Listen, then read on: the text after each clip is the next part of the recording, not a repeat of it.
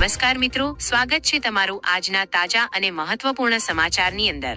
આજે આપણે ખેડૂતો, મહિલાઓ અને સામાન્ય જનતાને સ્પર્શતા અનેક મહત્વના સમાચારો વિશે વિગતવાર વાત કરવાની છે। તો મિત્રો, આજના અગત્યના સમાચાર વિશે વાત કરીએ એ પહેલા જો તમે અમારી ચેનલમાં નવા આવ્યા હોવ તો ચેનલને સબસ્ક્રાઇબ જરૂરથી કરી દેજો અને જો વિડીયો પસંદ આવે તો વિડીયોને એક લાઇક પણ જરૂરથી કરજો। તો ચાલો વધારે સમય ન બગાડતા આજના વિડીયોની શરૂઆત કરીએ। સૌથી પહેલા સમાચારની વાત કરીએ તો પોસ્ટ ઓફિસમાં હવે માત્ર ₹1.5 રોજના ખર્ચમાં તમે 10 લાખ રૂપિયાનું સુરક્ષા કવચ મેળવી શકો છો। આ એક નવી અકસ્માત વીમા યોજના છે જેમાં વાર્ષિક માત્ર ₹550 પ્રીમિયમ ભરીને 10 લાખ રૂપિયાનો વીમો મળે છે। 18મી 65 વર્ષની વયના કોઈ પણ વ્યક્તિ પોતાના આધાર કાર્ડ સાથે નજીકની પોસ્ટ ઓફિસ કે IPPB ઇન્ડિયા પોસ્ટ પેમેન્ટ બેંકમાં જઈને આ પોલિસી લઈ શકે છે। અકસ્માતમાં મૃત્યુ કે કાયમી અપંગતાના કિસ્સામાં આ રકમ તો મળશે જ, પણ સાથે સાથે પરિવારના 2 બાળકોના શિક્ષણ માટે વધારાના 1 લાખ રૂપિયા પણ આપવામાં આવશે।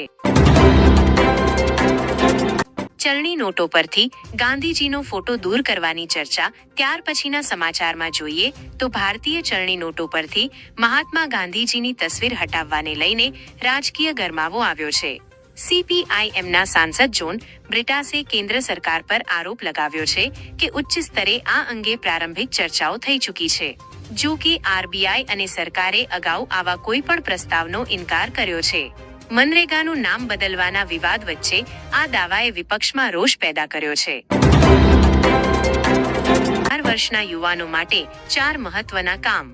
જો તમે તાજેતરમાં જ 18 વર્ષની ઉંમર પૂર્ણ કરી હોય તો ભવિષ્ય માટે આ 4 દસ્તાવેજો તાત્કાલિક બનાવી લો। પ્રથમ, વોટર ID, જે મતદાન અને ઓળખ માટે જરૂરી છે। બીજું, પેન કાર્ડ, જે બેન્કિંગ અને નોકરી માટે અનિવાર્ય છે।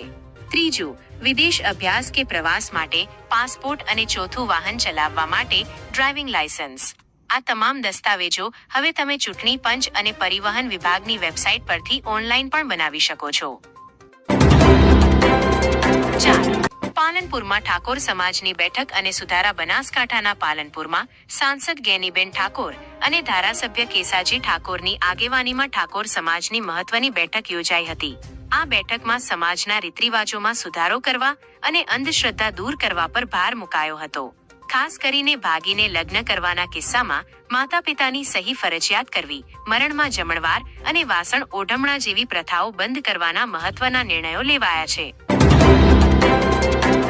મહિલાઓ માટે સ્માર્ટફોન વાપરવા પર પ્રતિબંધ। રાજસ્થાનના ઝાલોરમાં એક અજીબ નિર્ણય સામે આવ્યો છે। ચૌધરી સમાજની પંચાયતે 15 ગામોની મહિલાઓ અને યુવતીઓ માટે સ્માર્ટફોન વાપરવા પર પ્રતિબંધ લાદ્યો છે। પંચાયતનો તર્ક છે કે સોશિયલ મીડિયાના કારણે બાળકો અને સામાજિક મર્યાદાઓ પર ખરાબ અસર પડે છે। જો કે વિદ્યાર્થીનીઓ અભ્યાસ માટે ઘરમાં ફોન વાપરી શકશે, પણ તેને ઘરની બહાર લઈ જઈ શકશે નહીં। આ આધુનિક યુગમાં આવા નિર્ણયની ભારે ટીકા થઈ રહી છે। સોના ચાંદીના ભાવમાં ઐતિહાસિક ઉછાળો। રોકાણકારો માટે ચિંતાના સમાચાર છે।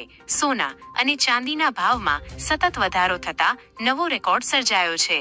23 ડિસેમ્બરે ભારતમાં 24 કેરેટ સોનું 1,36,160 રૂપિયા પ્રતિ 10 ગ્રામ અને ચાંદી 2,19,100 રૂપિયા પ્રતિ કિલોના સ્તરે પહોંચી છે।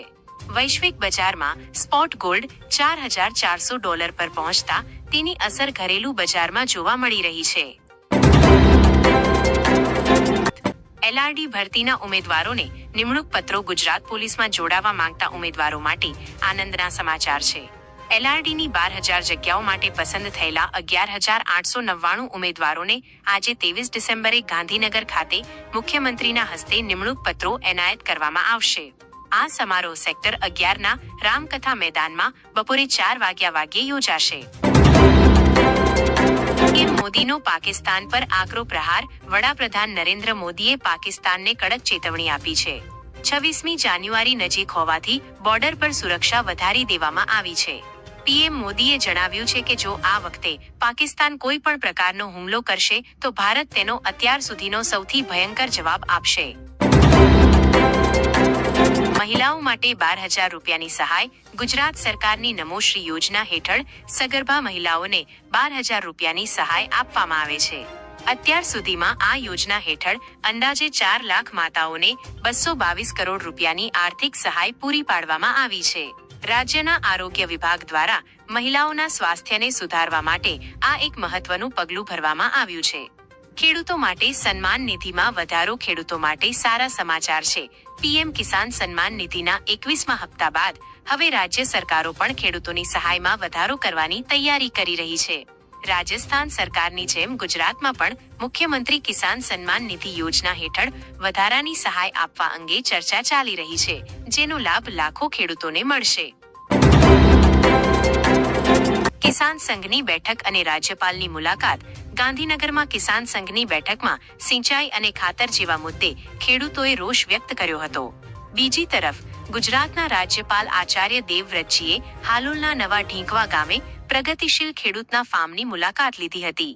તેમણે સ્વયં હળ ચલાવીને પ્રાકૃતિક ખેતીના ફાયદાઓ વિશે માર્ગદર્શન આપ્યું હતું. લોન. સાબરકાંઠાની એકલવ્ય સ્કૂલમાં સુવિધાઓના અભાવે વિદ્યાર્થીઓએ ઉગ્ર વિરોધ કર્યો છે અને આચાર્યની બદલીની માંગ કરી છે.